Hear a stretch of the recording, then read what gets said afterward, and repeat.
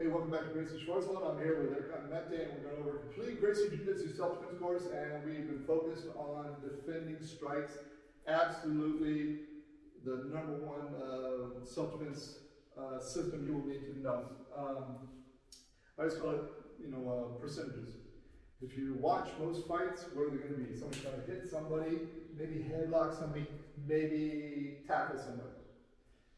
And if you practice, once, twice a year defending that at some special seminar that your coach gives, a self-defense class, and the rest of the year is 10 different ways to pass lasso guard, the percentages are not going to match up with real world percentages. Now, if you're only focused on tournaments, that's great.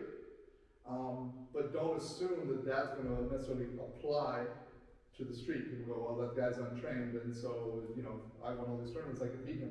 Yeah, but you have never trained versus the tool set he's going to bring, so you're untrained too, right? If your tool set is not involving punches, elbows, slams, things like this, then you're untrained, right? You have a little bit of advantage, of course, because you do practice, a combative art to an extent, but you're leaving out the tool set he's going to bring to the situation. Okay, so in the last one, we worked evasion by stepping back. Now, this one is a little bit more controversial, and you shouldn't make this the core of your technique. But now we're going to fade back. So all that's going to happen is when he throws, I'm going to bring my body back. Okay? It's old Muhammad Ali kind of thing, so you guys are very good at this. Now, one thing I want to make sure to do, again, obviously you see the danger here with if I'm off a little bit, I'll still get hit. Okay? One thing you'll see is when people do this, they'll lean back with their chin up, and this is a perfect here. So when I lean back, I want to keep my chin. This is a good thing to practice, if nothing else, to learn your timing.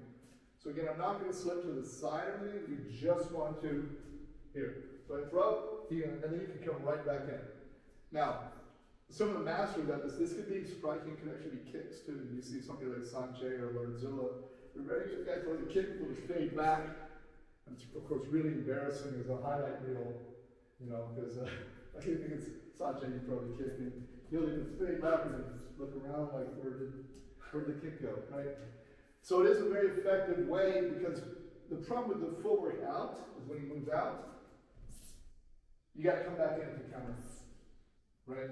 So it's a little bit slower. If you just lean back, fade back, you can come right back in. But since, again, I haven't moved as much, you have to be much more specific in your movement. You have to be much more proficient at this.